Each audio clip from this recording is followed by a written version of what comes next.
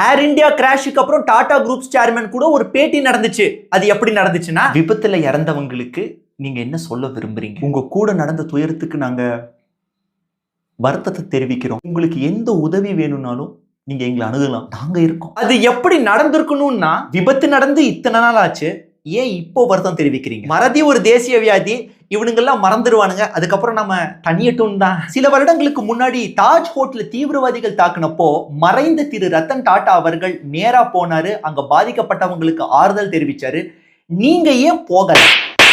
April மாசத்துல விபத்தான இந்த விமானத்தோட என்ஜினை மாத்தி இன்சூரன்ஸ் பிரீமியம் ஜாஸ்தியா வர மாதிரி நீங்க ஒரு அமௌண்ட் கட்டியிருக்கீங்க இன்சூரன்ஸ் கம்பெனிக்கு.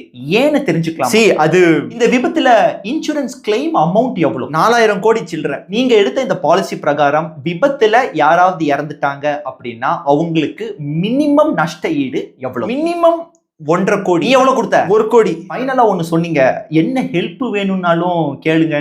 ஐ மீன் கஸ்டமர் சர்வீஸே மயிறு மாதிரி இருக்கு, இதுல எப்படி உங்ககிட்ட ஹெல்ப் கேட்கறதுன்னு மக்கள் கேட்கறாங்க. இதுக்கு நீங்க என்ன பதில் சொல்ல விரும்புறீங்க? எங்களோட வேர்ல்ட் கிளாஸ் ஃபிளைட்ல நீங்க பாத்துருந்தீங்கன்னா பெரியவருக்கு மட்டும் தான் மரியாதை, உனக்கெல்லாம் கிடையாது. டப்பி சாத்திட்டு கிளம்பு.